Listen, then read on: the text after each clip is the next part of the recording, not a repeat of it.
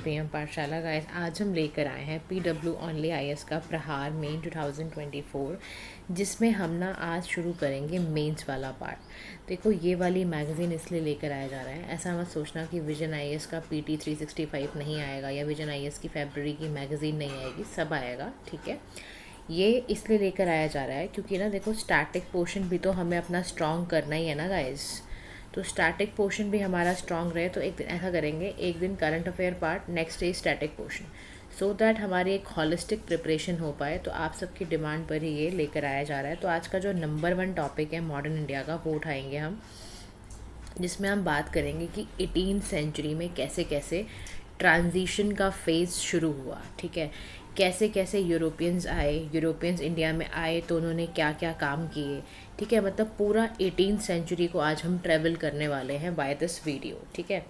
देखो, advent of Europeans की बात करें तो आप सभी जानते हो कि ब्रिटिशर्स का डोमिनियन तो रहा ही है इंडिया पर, है ना, फॉर्मल डोमिनियन रहा है। और वो शुरुआत कैसे हुई? ट्रेड से शुरुआत हुई। इंडिया और यूरोपियन कंट्रीज़ में सबसे ज़्यादा क्या होता था? ट्रेड होता था। अब इंडिया और यूरोप के जब इकोनॉमिक लिंक्स जुड़े, कैसे कैसे जुड़े, तो वो Syria, Egypt and Oxus valley के रूट के तहत आ जाते थे। यूरोप जो है ना 15th सेंचुरी में एक बहुत बड़ा जोग्राफिकल डिस्कवरी था। आपको पता ही है, यूरोपियन कंट्रीज़ के जो लोग थे ना, बहुत बड़ी जोग्राफिकल डिस्कवरी पे निकले, लैंड और सी रूट्स की। तो उसमें एक क्रिस्टोफर कोलंबस था, जो कि एक इटालियन एक्सप्लोरर था, ठीक है। इसने अमेरिका को 1492 में मिला, ठीक है।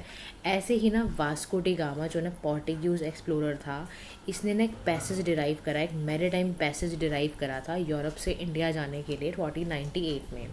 जब ये आया ना भारत में, तो ये कैलिकट मालाबार कोस्ट में आया था सबसे पहले। यही आप समझ लो, ये एक ऐसी एज शुरू हो रही है जहाँ पे ना एक्सप्लोरेशन शुरू हो गया है यहाँ पर लेट 15th सेंचुरी में, और एक्सटेंड करते करते 19th सेंचुरी में। तो बहुत सारी जो यूरोपियन पावर्स हैं, वो बिकॉज ऑफ द रीज़न कि ट्रेड रूट्स मिल जाएं, एशिया में इनका डोमिनेंस हो जाए, जैसे भारत में भी हुआ। और ना ये क्या करते थे, ये ना जिस भी कंट्री में जाते थे ना, पहले तो ट्रेड करने ही जाते थे, बाद में कुछ ऐसी छाप छोड़ते थे अपनी कि वो कल्चरल, इकोनॉमिक और पॉलिटिकल पूरी तरह से ट्रांसफॉर्म हो जाए, जैसे हमने भारत में भी देखा। अब जब ये यूरोपियंस इंडिया में आए ना, तो एक बहुत बड़ा एक्सप्लोरेशन के फेस से निकलने के लिए आए थे। तो जब यूरोपियंस का भारत में आना हुआ, तो ये कोई रैंडम मूवमेंट नहीं थी, एक्सप्लोर करने ही आए थे ये।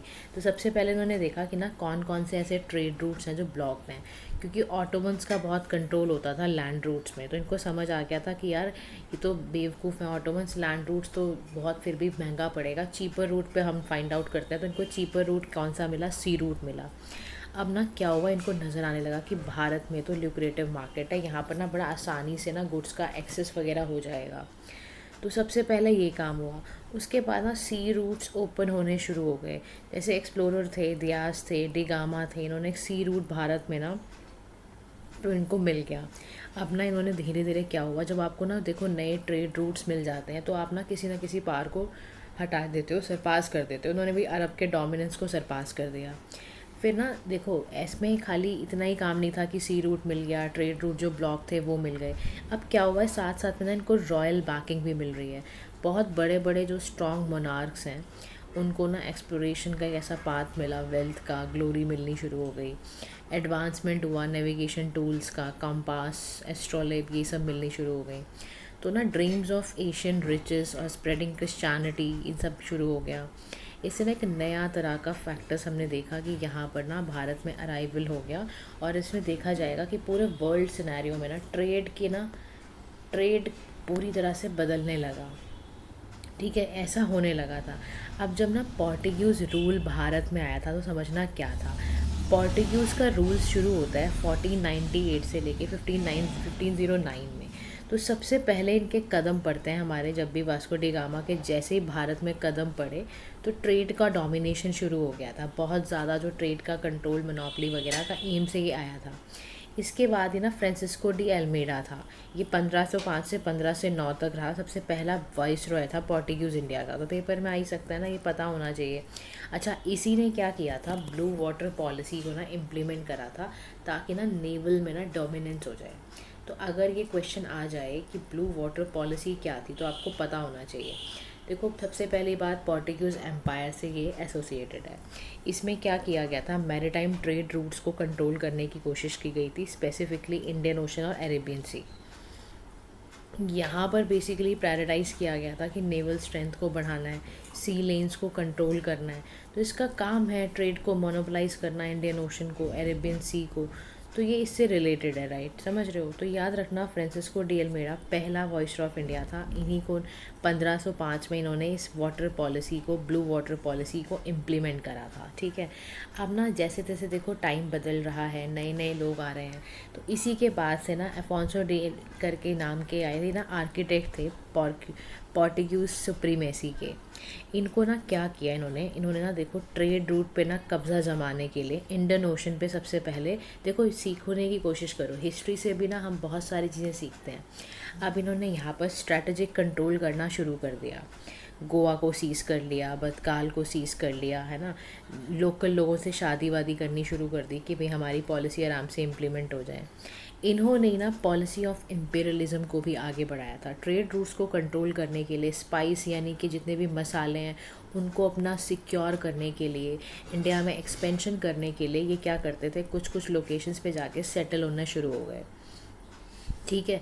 फिर एक समय आया, निनोदू कोना करके थे ये ना, शिफ्टिंग कैपिटल और ईस्टवर्ड एक्सपेंशन के लिए जाने जाते थे। इन्होंने अपनी कैपिटल गोवा को बनाया और पोर्टुगीज टेरिटरी को ना और बढ़ाते बढ़ाते ये वेस्टर्न कोस्ट तक ले गए, ठीक है। अब अगर ना हम ना पोर्टुगीज का भारत में कंट्रीब्यूशन देखें तो ऐसा नहीं है कि खाली हम लूटे ही हैं इनसे, कुछ कंट्रीब्यूट भी करके गए हैं ये। सबसे बड़ा इनका कंट्रीब्यूशन था मेडिसिन के हर्ब्स के लिए। कह रहा याद रखो कि ना एक पोर्टुगीज स्कॉलर थे जिनका नाम था गार्सिया दी ओर्टा। इनको माना जाता है कि ये भारत के ना मेडिकल नॉलेज में ऐसे पहले व्यक्ति थे जिन्होंने मेडिसिनल हर्ब्स को डिस्कवर किया था या उनकी नॉलेज को पता लगाया था 1563 में। टोबैको का कल्टीवेशन जो भारत में एग्रीकल्चर प्रैक्टिसेस को डाइवर्सिफाई करता था, वो भी पोर्टुगीज लेकर आए। भारत में पहली प्रिंटिंग प्रेस गोवा में आई थी 1556 में। तो यानी आप कह सकते हो कि प्रिंटिंग प्रेस से यानी कहीं ना कहीं जो पोर्टुगीज है ना, वो अपने साथ एडवांस लिटरेसी और कम्युनिकेशन भी लेकर आए हैं।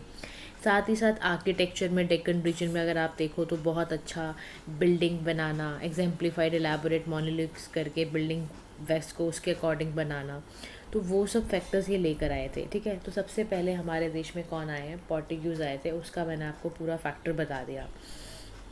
इसके बाद ना अब आ रहे हैं डच के लोग, ठीक है। अब डच का समझना कि इनका कैसा फेस था। जब डच रूल इंडिया में हुआ ना, तो देखो शुरुआत कैसे हो रही है। ये जब आए तो ये अपने कमर्शियल इंटरेस्ट के लिए आए थे, वो तो एक्सप्लोर करने आए थे पोर्टुगीज़। हमने समझ लिया कि पोर्टुगीज़ के जितने भी लोग थे वो एक्सप्लोर करने आए हैं, ट्रेड रूट्स पे कैप्चर करने आए हैं, स्पाइसेस को सोर्स बनाने आए हैं, उसको सिक्योर करने आए हैं। इनका जो मेन इंटरेस्ट था ना, कमर्शियल इंटरेस्ट था सबसे पहले। तो डच ने सबसे पहले क्या करा, ईस्टवर्ड गए, जैसे इसमें कॉर्नेलिस डी हॉटमैन थे। इन्होंने सबसे पहले सुमात्रा और बंतम में जाके विज़िट किया और देखा कि यहाँ पर कैसा क्या चल रहा है। फिर ना यहीं पे ना चार्टर तैयार हुआ डच पार्लियामेंट का 1602 में। तो जो डच का पार्लियामेंट चार्टर था उन्हें फॉर्मलाइज करा गया, इस्टेब्लिश करा गया यहाँ पर United East India Company of the Netherland. और एक्सटेंसिव पावर इन्होंने ग्रांट करी ताकि ना फोर्ट्स को इस्टेब्लिश किया जा सके, ट्रीटीज़ को साइन किया जा सके, इसके लिए।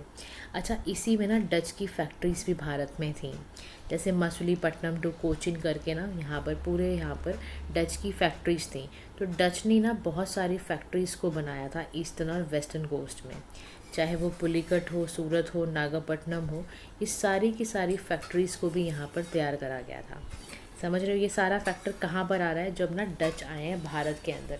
अब ना ये कैसे भाग गए या इनका डिक्लाइन पता है क्यों हुआ, क्योंकि आपको पता है ये मेन प्राइमरी कमर्शियल इंटरेस्ट के लिए इन्होंने आया था।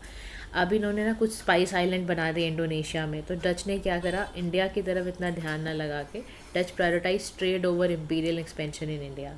तो सबसे बड़ी बात थी कि इनका इंडोनेशिया की तरफ फोकस ज़्यादा बढ़ गया था, क्योंकि इनका मेन मकसद ही ना भारत में एक्सपेंशन करना नहीं था, ट्रेड करना था, पैसे कमाना था और कमर्शियल इंटरेस्ट था। फिर दूसरा यहाँ पर क्या हुआ, इनका डिक्लाइन क्यों हुआ डच का, क्योंकि यहाँ पे ना एंग्लो डच वॉर हो गई थी। क्योंकि ना एंग्लो और डच में कॉन्फ्लिक्ट था, तो डच रीडायरेक्टेड देयर अटेंशन कि उनको मलाय आर्किपेलागो चाहिए, तो इनका ना बहुत ज़्यादा इंडिया में प्रेजेंस या इस तरह के एम नहीं थे इनके। इसी के साथ साथ ना एक बिदारा करके बैटल हो गई थी 1759 के अंदर, बहुत प्रोलॉन्ग्ड कॉन्फ्लिक्ट चला और डच में ना सफ़र किया defeat at the hands of the English, तो उसकी वजह से ना डिक्लाइन हुआ इंडिया के अंदर। ठीक है, उसके बाद हम चलते हैं ब्रिटिश रूल इन इंडिया की तरफ बढ़ते हैं, इसके बारे में समझते हैं। ब्रिटिश रूल इन इंडिया में कह रहे हैं जो कंपनी है ना मर्चेंट्स की है, लंदन की ट्रेडिंग है ईस्ट इंडीज़ की, with the name joint stock company date later become British East India Company बाद में बन गई। तो ना ये ना 1600 में आई थी लाइक, और 1612 में जो मुग़ल एम्परर जहांगीर थे ना, गेव सर थॉमस रो को एक रिप्रेजेंटेटिव डिप्लोमेट का रोल दिया गया, ताकि सूरत में उनको बेसिकली यहाँ पर first foothold of India British company को दिया गया। ठीक है, तो अब ना मामला थोड़ा बदल रहा है। जब ब्रिटिशर्स का आगमन इंडिया में हो रहा है 1600 के अराउंड में, तो अब यहाँ पर मुग़ल एम्परर जहांगीर हैं, उन्होंने सर थॉमस रो को सबसे पहले तो रिप्रेजेंटेटिव डिप्लोमेट बना दिया, ओपन करने को बोल दिया कि आप सूरत में अपनी फैक्ट्री लगाओ जी। तो सबसे पहले यहाँ पर इनकी एंट्री हुई थी ईस्ट इंडिया कंपनी के फॉर्म में। ये सबसे पहले 1600 में इन्होंने ईस्ट इंडिया कंपनी को बनाया, फिर विलियम हॉकिंस जहांगीर के कोर्ट में आए, और ऐसे लगातार बहुत सारे काम हुए। सूरत में ट्रेड होना शुरू हुआ, पहली कंपनी जो फर्स्ट फैक्ट्री साउथ में खुली वो मसूलीपट्टनम थी। फिर ऐसे ही अलग अलग जगह पे ना ये फैक्ट्रीज़ बनानी इन्होंने शुरू कर दी थी, और औरंगज़ेब ने तो बल्कि बंगाल में इनको फरमान भी जारी किया था कि आप ट्रेड वगैरह भी कर सकते हो। फिर फारूक सियार ने और मैग्ना कार्टा दे दिया ऑफ द कंपनी को, ताकि कंपनी लार्ज एसोसिएशन में ट्रेड कंसेशन वगैरह 1717 में लेने लग गई थी। तो ऐसे हुआ इनका आना। अब ना हम चलते हैं फ्रेंच की तरफ। देखो जो फ्रेंच की ईस्ट इंडिया कंपनी है ना, वो 1664 में लुईस 614 थे, मिनिस्टर कॉलबर्ट में बैठते थे, उनके द्वारा ये फ्रेंच ईस्ट इंडिया कंपनी आई। 50 साल का मोनोपोली फ्रेंच ट्रेड था, इंडिया और पैसिफिक ओशंस में ये कर सकते थे, इनको भी मिल गया। उसके बाद ना डेन्स आए। डेन्स ईस्ट इंडिया कंपनी 1616 में इस्टेब्लिश हो गई थी। इन्होंने सबसे पहले क्या करा, फैक्ट्री बनाई ट्रैनकोदर में 1620 में, अपना सिरमपुर एक मेन सेटलमेंट बनाया। इनके कोई वेंचर्स नहीं थे यहाँ पर। फिर बाद में इन्होंने अपनी फैक्ट्रीज़ को ब्रिटिशर्स को बेच दिया था। ठीक है, तो इनका ये रोल था। तो अब ना यहाँ पे ना बहुत सुंदर कंपैरिजन किया हुआ है कि कैसे कैसे ना इनका जो जितनी भी अभी तक पावर्स हमने पढ़ी, चाहे पोर्टुगीज थे, चाहे ब्रिटिशर्स थे, चाहे फ्रेंच रूल था, चाहे डच रूल था, इनका ना आपस में एक फेज़ का कैसे कैसे ट्रांजिट हुआ है। Like if you talk about geographical scope, तो पोर्टुगीज ज़्यादातर गोवा में कॉन्सेंट्रेटेड रहे। ठीक है, ब्रिटिशर्स पूरा इंडियन सब कॉन्टिनेंट कवर करते थे।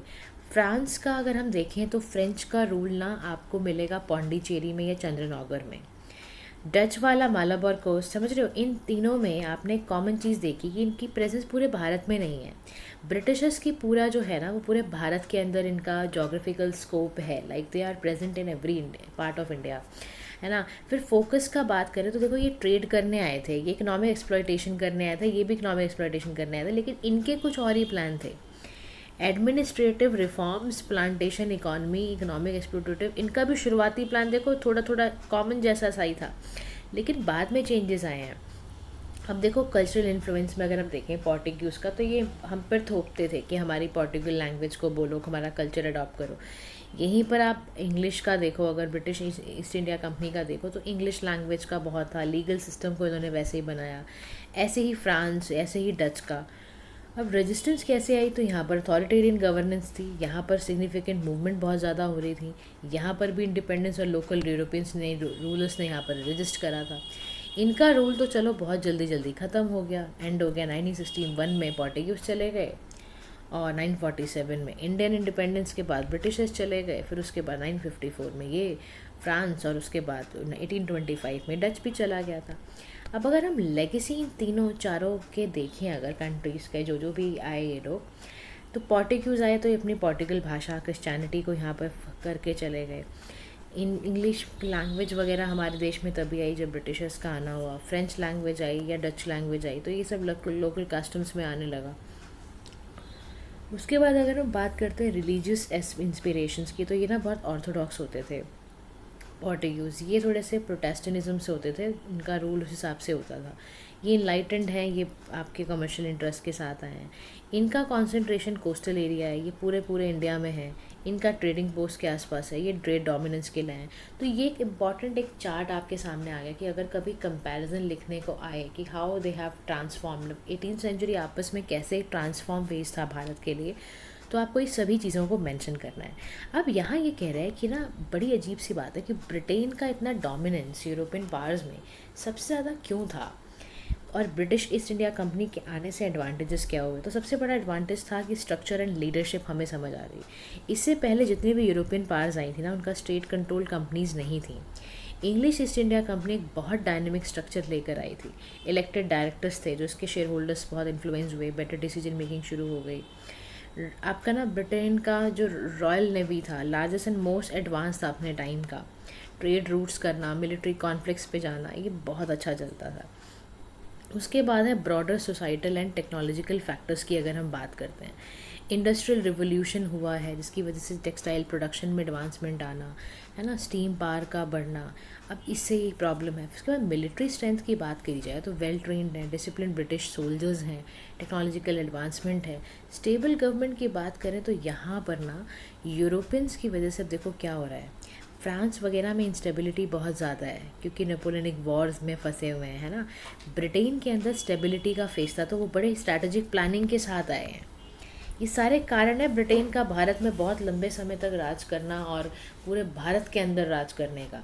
अब ब्रिटेन के पास ना एक बड़ी अच्छी कलाकारी ये थी कि जो इनका बैंक ऑफ इंग्लैंड था ना, उसके पास ना इनोवेटिव तरीका उसको पता था डेट मार्केट को इस्तेमाल कैसे करना है, ठीक है, आउटस्पेंड कैसे, कॉम्पिटिटर्स को कैसे हराना है। उसके बाद यहाँ कहता है exploiting the situation of India की बात करते हैं। यार देखो पावर वैक्यूम तो है ही, मुगल एम्पायर डिक्लाइन हुआ है, कॉन्फ्लिक्ट अराइज हुए हैं रीजनल रूलर्स के, और उसकी वजह से क्या हो रहा है, ब्रिटेन का इस्टेब्लिशमेंट आना। फिर बहुत ही ज़्यादा इनको इम्पॉर्टेंट मिल गए लीडर। सबसे बड़े देखो मामला यही होता है कि लीडर्स का आना। अब लीडर्स में कौन कौन आ रहा है, रॉबर्ट क्लाइव आ रहे हैं, वॉरेन हेस्टिंग्स आ रहे हैं, मुनरो आ रहे हैं। ये बहुत ही ज़्यादा एक्सीलेंट लीडरशिप इनके पास एबिलिटीज़ थी, मतलब इतना ज़्यादा कि इनके आगे कोई ठहर नहीं सकता था। इनके बहुत पैसा थोड़ा लेकर आए थे कुछ भी, लेकिन इतनी अच्छी स्ट्रैटेजीज बनाते थे कि ये पूरा लीड कर गए भारत में। फिर फाइनेंशियल रिसोर्सेज की बात की जाए तो बहुत ज़्यादा कंपनी को स्ट्रॉन्ग फाइनेंशियल बैकिंग थी, इनका ट्रेड बहुत ज़्यादा था, इस कारण से ये भारत को एक्सप्लॉइट करते रहे। अब उसके साथ साथ देखो हमारी अपनी परेशानियां थी, हमारे रूलर्स बहुत वीक हैं, हमारे देश में इंटरनल डिविजन्स बहुत हैं, हमें यूनिटी में रहना आता नहीं था। उसके बाद देखो यूरोपियन वेपन्स वगैरह बड़े अच्छे लेकर आ गए थे, भारत के पास इतना इफेक्टिव मिलिट्री स्ट्रैटेजीज थी नहीं। ब्रिटिशर्स बड़े चालाक थे, डॉक्ट्रिन ऑफ लैप्स ले आए, सब्सिडरी अलाइंस ले आए, ये ऐसी ऐसी चीज़ें लेकर आ गए कि भारत की जनता को या भारत के लोगों को ये समझ ही नहीं आया कि क्या हो गया। अब मैं जैसे आपको ना एक कॉन्सेप्ट बताने जा रही हूँ कि डॉक्ट्रिन ऑफ लैप्स क्या होता है, कि कोई बच्चा अगर जिससे अभी प्रिपरेशन में बिल्कुल आया ही आया उसको भी पता होना चाहिए। देखो डॉक्ट्रिन ऑफ लैप्स ना एक ऐसी पॉलिसी है जो ब्रिटिश ईस्ट इंडिया कंपनी ने बनाई है ताकि वो भारत के स्टेट्स को एनेक्स कर ले जिनका भी कोई भी राजा का कोई प्रतिनिधि नहीं है। जैसे मान लो कोई राजा है, उसका कोई सन नहीं है या कोई डायरेक्ट हेयर नहीं है, तो वो जो है वो सारा उस जगह को कैप्चर कर लेंगे। 1848 में इसको इफ़ेक्ट में लाया गया और 1858 अंटिल ऐसे कुछ कर आया था ये। तो ये पॉलिसी क्या कहती थी कि अगर कोई भी प्रिंसली स्टेट का रूलर की डेथ हो जाती है, रूलर की बिना किसी हायर के, तो वो स्टेट टेरिटरी जो होगी वो ब्रिटिशर्स की हो जाएगी। ठीक है, इसका इफ़ेक्ट क्या पड़ा, बहुत ज़्यादा, मतलब आप सोचो ये पॉलिसी इतनी कंट्रोवर्शियल थी कि रानी लक्ष्मीबाई जी को 1857 की क्रांति में इसमें रिबेलियन होकर देखना पड़ा। ठीक है, तो बहुत ही ज़्यादा मतलब इस पॉलिसी ने धज्जियाँ तो उड़ाई थी। अच्छा, दूसरा अब इसके अंदर आता है सब्सिडरी अलाइंस क्या होता है। तो सब्सिडरी अलाइंस को समझ लेते हैं। सब्सिडरी अलाइंस भी एक ट्रेड है ब्रिटिश ईस्ट इंडियन कंपनी और इंडियन प्रिंसली स्टेट्स का। तो इससे होता क्या है कि Indian kingdom loss the sovereignty of the English. It is also major process था ये ब्रिटिश एम्पायर को भारत में लाने का एक सबसे बड़ा कारण ये था, ये वाली सब्सिडरी अलाइंस की पॉलिसी। ये ध्यान रखना। लॉर्ड वेलेस्ली इसको सब्सिडरी अलाइंस को लेकर आए थे 1798 में। इंडियन रूलर्स ने ब्रिटिश फोर्सेस को एक्सेप्ट करा था, प्रोटेक्शन दी थी कोई भी एक्सटर्नल थ्रेट से, इंटरनल रिबेलियन से, ताकि वो इंडियन स्टेट्स को इफ़ेक्टिवली कंट्रोल कर पाएँ। तो ब्रिटिश ईस्ट इंडिया कंपनी क्या करती है, प्रोटेक्शन देती है इंडियन रूलर्स को, कोई भी एक्सटर्नल अग्रेशन से, कोई इंडियन अनरेस्ट हुए उससे बचाती है। ठीक है, तो समझ रहे हो मेरी बात को। तो याद रखना कि सब्सिडरी अलायंस एक बहुत बड़ा एक रीज़न बन गया था। तो उसके बाद हमारा नेक्स्ट आता है कल्चरल एंड साइकोलॉजिकल वॉरफेयर की बात करते हैं। तो जो वेस्टर्न एजुकेशन का प्रमोशन है ना, या इनलाइटनमेंट आइडियल्स हैं, ये सब चीज़ें प्रमोट होनी शुरू हो गई। ब्रिटिशर्स ने प्रमोट कर दिया वेस्टर्न एजुकेशन को, इनलाइटनमेंट आइडियल्स को। फिर ग्रेजुअली शिफ्ट हुआ इंटेलेक्चुअल और कल्चरल मिलियू। तो एक बहुत बड़ा ना एक इंडियन, देखो ऐसा होता था, ये क्या करते थे कि ब्लड कलर भले ही इंडियंस हो, लेकिन आपका टेस्ट, आपके मॉरल्स, आपकी सोच पूरी इंग्लिश वाली हो जानी चाहिए। तो इस तरह से ना ये प्रोपोगेंडा खेलते थे, लाइक कि इस पूरा सिविलाइज इस फॉर्म में कर देना चाहते थे इंडियन कम्युनिटीज़ को, इंडियन सिटीजन्स को। फिर लीगल एंड एडमिनिस्ट्रेटिव रिफॉर्म्स आई। हम सभी जानते हैं कि लीगल प्रैक्टिसेस वगैरह शुरू ऐसी होने लग गई थी कि पूरा रेवेन्यू सिस्टम बदलना, सिविल सर्विसेज का एग्ज़ाम इस्टेब्लिश करना, ये सब चीज़ें होने लगी। तो ये सारे फैक्टर्स की वजह से ही ईस्ट इंडिया कंपनी धीरे धीरे एडवांसमेंट होते होते एक स्ट्रॉन्ग स्टेबल गवर्नमेंट के फॉर्म में आ गई, और ब्रिटेन के एक इमर्ज पार, यूरोपियन पार इंडिया में उभर के उतरा। अब देखो 18th सेंचुरी के अंदर ही ना अब हम चेक करते हैं कि उस समय का socio economic and political condition क्या थी। तो सबसे पहले हम समझते हैं सोशल कंडीशंस के बारे में। सोशल कंडीशंस अगर हम देखते हैं तो पहली सोशल कंडीशन है लैंड ऑफ कंट्रास्ट, यानी एक्सट्रीम रिच हैं, मैग्निफिसेंस हैं, और विद एक्सट्रीम पॉवर्टी। आप समझ रहे हो, दो तरह के लोग रह रहे हैं, एक एक्सट्रीम रिच हैं, एक एक्सट्रीम पॉवर्टी में है। अब जितने भी जो एफ्लुएंट या पावरफुल नोबिलिटी हैं वो लग्जरी लाइफ जी रहे हैं ना, कंफर्ट है उनके पास। एक सेक्टर हमारा ऐसा है जो बहुत ही डाउन ट्रूडन है, मतलब बहुत ही बेढंग हाल में है, बैकवर्ड हाल में है। फिर उसके बाद कास्ट सिस्टम की बात की जाती है। तो हिंदुओं को क्या करा गया, स्प्लिट करा गया नंबर ऑफ कास्ट में, जातीज में, वर्ण्स में। फिर कास्ट पर स्ट्रिक्टली इस्टेब्लिश किए गए, हर व्यक्ति का सोशल स्टैंडिंग बनाया गया। वुमेन की पोजीशन की बात की जाए तो women lacked individuality at the time. Women के पास क्या था, इंडिविजुअलिटी थी नहीं, वुमेन की हालत बहुत ख़राब थी। एग्जाम्पल के तौर पर exception like Ahilya Bai successfully उन्होंने इंदौर में एडमिनिस्टर करा था, पर बहुत सारी ऐसी हिंदू मुस्लिम वुमेन थी, इनका इम्पॉर्टेंट रोल भी रहा है। लेकिन अगर आप ओवरऑल देखो तो इंडिविजुअलिटी फॉर्म में वुमेन वहाँ थी नहीं, पोजीशन उसकी इतनी हाई थी नहीं। अगर हम एजुकेशन का टाइम देखें 18th सेंचुरी में, तो हमें वहाँ पर एक बात समझ में आती है कि हायर एजुकेशन इंस्टीट्यूशंस को सभी नेशंस में फाउंड आउट किया गया। फ्रिक्वेंटली इसको सपोर्ट कराया गया बाय ज़मींदार, नवाब्स एंड राजास के थ्रू। एलिमेंट्री एजुकेशन की बात की जाए तो मौलवीज़ ने मुस्लिम्स को बख्ताब्स वगैरह, मॉस्क वगैरह में अलग अलग तरह की पढ़ाइयाँ होती थी वहाँ पर। ठीक है, लिटरेसी का लेवल बहुत हाई नहीं था, मतलब आप समझो बहुत ही लो था। हमारे standard basic education specific need के अकॉर्डिंग वहाँ नहीं थे। तो ये तो हमारी स्थिति थी कब, कहाँ पर, ये हमारी सोशल कंडीशन थी 18th सेंचुरी में। इसमें इवन पता है स्कॉलर हैं इरफान हबीब करके, उन्होंने बोला कि जो दिल्ली का हाई लैंड इनकम डिमांड है ना, उसकी वजह से ही रूरल एक्सप्लॉयटेशन हो रहा है, पेजेंट्स का इतना ज़्यादा रिपेल है और एग्रीकल्चर के लिए डिज़ास्टर है। कह रहा था Irfan Habib made the case that Delhi का high land income demands led to wide spread rural exploitation. ये कंडीशन थी वहाँ सोसाइटी में। इसका मतलब क्या है कि एक्सट्रीम पॉवर्टी या एक्सट्रीम रिचनेस उस समय थी। अगर भारत की 18th सेंचुरी में हम इकोनॉमिक कंडीशन को देखते हैं तो कैसी थी समझते हैं। ये इसी तरह के क्वेश्चन आपके सामने आएंगे गाइस, तो be ready for the same. अब इसका बैकग्राउंड क्या है, देखो बैकग्राउंड ये जो pre colonial state economic structure है ना, allow it to be distinguish from the colonial state. सबसे पहली बात उसने बोला कि जो इकोनॉमिक स्ट्रक्चर है कॉलोनियल स्टेट से वो बिल्कुल अलग था। बिल्कुल बैकग्राउंड हमारा ये समझ लेना कि pre colonial state economic structure और कॉलोनियल स्टेट का बिल्कुल अलग था।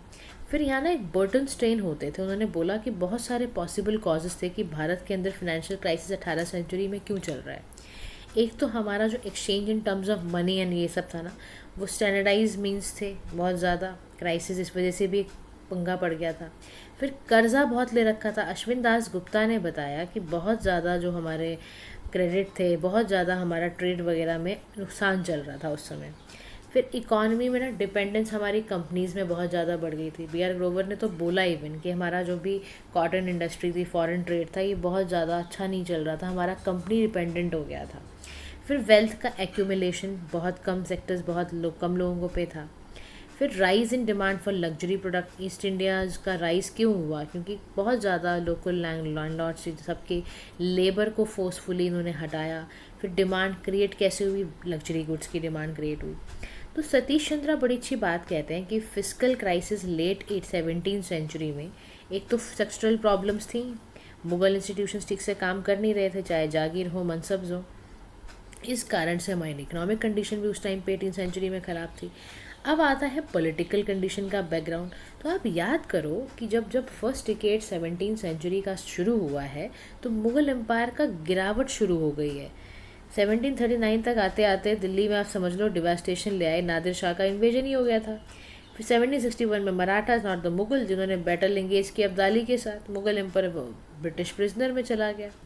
फिर कांस्टेंट ना पॉलिटिकली बहुत ज़्यादा इनको बैटल ऑफ बक्सर हो रही है 1764 में, ठीक है। असोशन है, रीजनल आइडेंटिटीज़ बहुत ज़्यादा खड़ी हो गई हैं, नदन पास बहुत ज़्यादा आ गई हैं, अफगान सिख अलग अलग तरह से बहुत दिक्कत हो रही है। दिल्ली बहुत ज़्यादा एक मेन वो बना हुआ है, वॉर का एरिया बना हुआ है।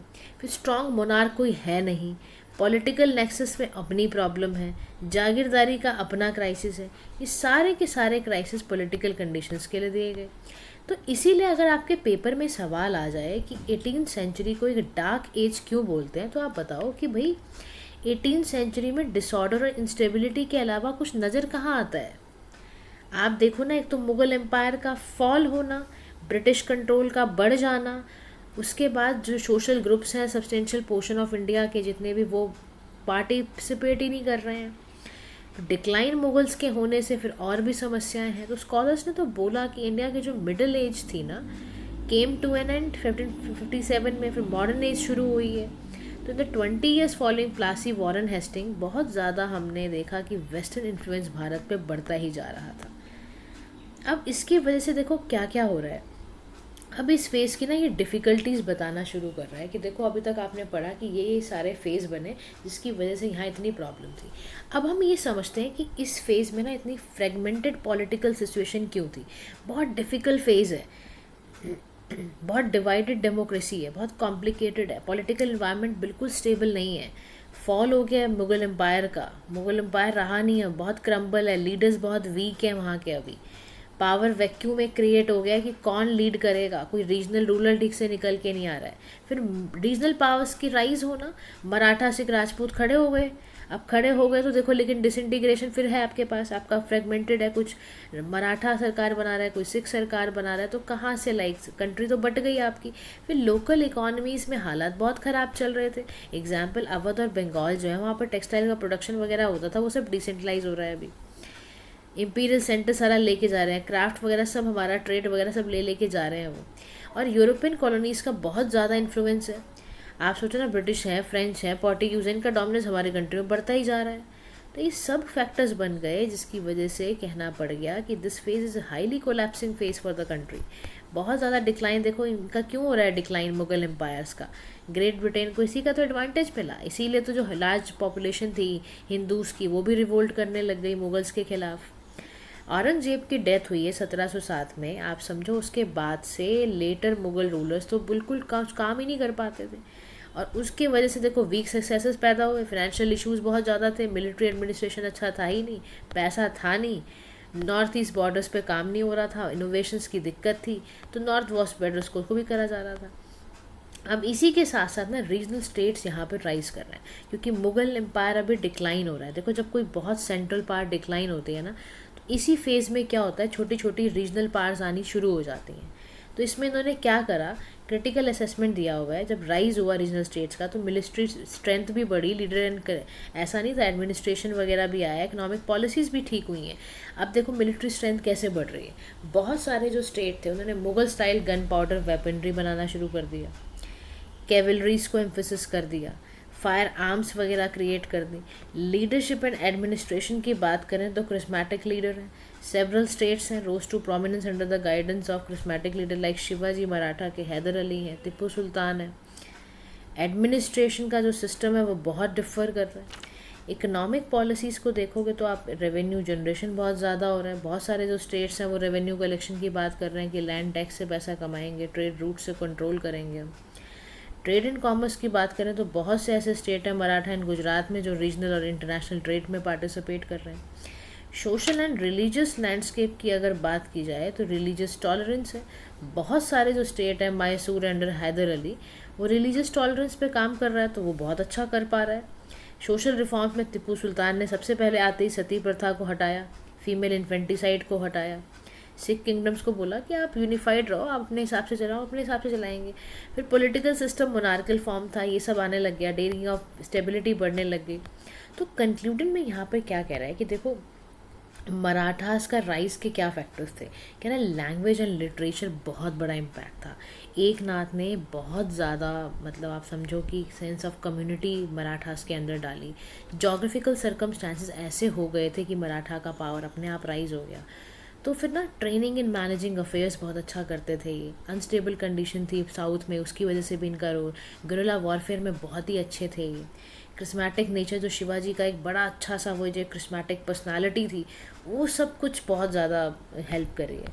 फिर वॉर एंड ट्रीटीज़ देखो, ये सब याद रखना वॉर एंड ट्रीटीज़ के बारे में कि आपको ना रेगुलर बेसिस पे पता होना चाहिए। देखो जैसे पहली एंग्लो मैसूर वॉर हुई तो वो ना 1767 से 69 में हुई। हैदर अली जो टीपू सुल्तान के फादर थे ना, वो थे। बैटल ऑफ चिंगरंगम ये सारी इसके अंडर हुई हैं, ठीक है। इसके अलावा सेकेंड एंग्लो मैसूर वॉर है, इसमें बैटल ऑफ पोर्टो नूवा हुई है, बैटल ऑफ तेलीचेरी, तिरंगी of treaty of Seringapatam, treaty of Mangalore. ये ध्यान रखना, इनकी ना डेट्स पूछी जा सकती हैं गाइस। तो मालाबार कोर्स थर्ड मैंगलो वॉर में हुआ था, श्रृंगापट्टनम वाला फोर्थ वाले उसमें हुआ था, टीपू सुल्तान ही थे। इसके अलावा सेकेंड मैसूर के बाद ही ना उनका डेथ हो गया था हैदर अली का, उसके बाद आपके यही आ गए थे। तो विक्ट्री इंग्लिश की हुई है, ड्रॉन स्ट्रगल यहाँ पर हैदर अली एज और ओवर इंग्लिश। तो ध्यान रखना कहाँ पे जीत हुई है, कहाँ पे हार हुई है। बैटल ऑफ चिंगरंगम आ जाए, इन बैटल्स का ध्यान ज़रूर रखना है कि कौन सी कब हुई थी, ठीक है। इसके बाद मराठास का फॉल भी हो गया, कुडंट रिप्लेस द मुगल्स, क्योंकि इनके पास जो भी जैसी शिवाजी की डेथ हुई ना, तो इनके बेटे थे संभाजी राजा राम, वो फाइट में पड़ गए कि कौन सक्सीड करेगा। और फिर आपका जब ये सब चीज़ें हो जाती है ना, तो फिर आप उसके बाद भोंसले दूसरी पास आने लग गई थी। चौथ एंड सरदेशमुखी का कलेक्शन वगैरह से बहुत ज़्यादा लूटपाट मच रही थी। प्रोडक्टिव रेवेन्यू सिस्टम नहीं आ रहा था। मराठास के पास ऐसा सोच था नहीं कि वो लड़ पाएँ। सब्सिडरी अलाइंस वगैरह एंग्लो मराठा वॉर इतनी हो गई थी, ट्रीटी ऑफ भसीन, बशवा बालाजी राव। तो जब ये सब सब्सिडरी अलाइंस, तो आपको मैंने बता ही दिया है, सब्सिडरी अलाइंस ने तो पूरा समझ लो ब्रिटिशर्स को ये मौका दे दिया कि भारत को लूट लो। तो पानीपत एक फेवर्ड बैटल डेस्टिनेशन क्यों था, ये क्वेश्चन मैंने अभी आपसे कुछ दिन पहले ना मैंने आपको MCQ में डाल के पूछा था। तो उसका कारण समझ लो, पानीपत हरियाणा में है, एक फेवरेट बैटल फील्ड है। क्यों है समझो गाइस, ये ना स्ट्रैटेजिक सिग्निफिकेंस लोकेशन है, ये यमुना के रिवर बैंक पर है, परफेक्ट स्पॉट है। सबसे बड़ी बात, नेचुरल गेटवे है नॉर्थ और नॉर्थ वेस्ट कंट्रीज़ का, खैबर पास वगैरह पास पड़ता है।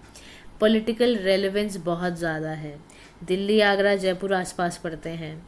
अनबायस्ड ग्राउंड है, कोई पॉलिटिकल प्रेशर नहीं है यहाँ पर, दिल्ली से प्रॉक्सिमिटी ज़्यादा थी, टेरेन बहुत अच्छी है यहाँ की, क्लाइमेट भी अच्छा है, लोकल क्राफ्टमैन यहाँ के बड़े अच्छे हैं। तो इसीलिए बैटल पानीपत में हो जाती है। तो फर्स्ट बैटल ऑफ पानीपत 1526 में हुई थी, फिर सेकेंड 1556 में हुई थी, थर्ड जो हुई थी 1761 में हुई थी। तो ये लोकेशन ये इसलिए इतनी अच्छी क्योंकि ये बहुत आइडियल लोकेशन है। फिर इसके एक्सपेंशन की बात करें, कंसोलिडेशन की बात करें, ब्रिटिश पावर इन इंडिया, तो ब्रिटिश एक्सपेंड हुआ, कंसोलिडेट हुआ। बैटल ऑफ प्लासी 1757 में हुई, ये सारी चीज़ें होने लग गई। बैटल ऑफ प्लासी 1757 और 1764 में बैटल ऑफ बक्सर हुआ था। ट्रीटी ऑफ इलाहाबाद 1765 में हुआ था। मैसूर का देखें तो ये अलग अलग टाइम पे एंग्लो मैसूर वॉर्स वगैरह हो रही हैं, ट्रीटी ऑफ मद्रास, मैंगलोर, सेरंगीपट्टनम वगैरह। ऐसे ही मराठास का चल रहा है, पंजाब वगैरह का चल रहा है। तो यहीं पर ये कह रहा है कि एनेक्सेशन कैसे हुआ स्टेट्स का विदाउट वॉर। देखो पॉलिसी ऑफ रिंग फेंस था, ध्यान रखना 1765 से 1813 तक था। इसमें Awadh was used as a buffer state. Awadh को बफर स्टेट की तरह यूज़ करा गया था। सब्सिडरी अलाइंस कब हुई थी, इसमें कौन से स्टेट थे, डॉक्ट्रिन ऑफ लैप्स मैंने आपको समझाया है, कौन कौन से स्टेट्स को इसमें एनेक्स किया गया था। पॉलिसी ऑफ मास्टरली इनएक्टिविटी का मतलब होता है कि इंग्लिश जो है वो इंटरफेयर नहीं करेंगे अफ़गानिस्तान के डोमेस्टिक अफेयर्स में, ठीक है। ऐसे ही डॉक्ट्रिन ऑफ मिस गवर्नेंस में क्या था कि कोई भी स्टेट अगर मिस गवर्न करते हुए माइल एडमिनिस्ट्रेशन पकड़ा गया, एनेक्स कर लिया, उसको एनेक्स से अवध को कर लिया गया था ऐसे में, तो ये ध्यान रखना है। ऐसे ही पॉलिसी ऑफ प्राउड रिजर्व है, ये अफ़गानिस्तान लिटरे ने स्टार्ट किया था। ये इसका था कि साइंटिफिक हम ना फ्रंटियर्स बना देंगे ताकि रिलेशंस विद अफ़गानिस्तान को नो लॉन्गर भी केप्ट एम्बिगुअस फॉर्म में नहीं रखने हैं। तो लिटन ने स्टार्ट की थी, याद रखना। ये पॉलिसी 1874 में आई थी, अफ़गानिस्तान को लेकर आई थी ये पॉलिसी ऑफ प्राउड रिजर्व, ठीक है। अगर क्वेश्चन आए तो बिल्कुल घबरा नहीं जाना है। कॉन्ट्रडिक्शंस बता रहे हैं फिर ये कैसे कैसे ना आर्मीज जो थी ब्रिटिश ईस्ट इंडिया कंपनी की विद इंडियन सोल्जर्स। तो ब्रिटिश ईस्ट इंडिया कंपनी बहुत ज़्यादा हैवली किस पे डिपेंडेंट थी, इंडियन सोल्जर्स पे। डिप्लोमेटिक मास्टरी को लेके, फाइनेंशियल सुपरियॉरिटी को लेके अलग अलग फेजेस के लिए यहाँ पर थी। फिर एडमिनिस्ट्रेशन पहले 1857 से पहले कैसे चलता है तो मैंने आपको बताया वो भी हुआ है, कई सारे रेगुलेटिंग एक्ट्स के तहत चलता था, कमर्शियल नेचर में था, फिर गवर्नमेंट ऑफ बोर्ड ऐसे ऐसे करके करते हुए आता चला गया। तो गाइज इतना ही था आज के इम्पॉर्टेंट के लिए। और देखो प्रीवियस ईयर्स में ना इन्हीं से क्वेश्चंस भी उठाए गए हैं। That is why I am saying you take it very seriously. एक दिन आप अभी वो भी करो मेरे साथ, MCQs वगैरह भी मैं सेंड करती रहूँगी, दोनों पार्ट्स आप करो, स्टार्टिंग पोर्शन भी करो, करंट अफेयर्स भी करो, और जैसे ही विजन IAS की आ जाएगी मैगजीन तो वो भी करेंगे। तो do not worry for any other thing, just focus on whatever the channel is providing you. It's very beneficial for you. Thank you so much for listening. Have a nice day to all.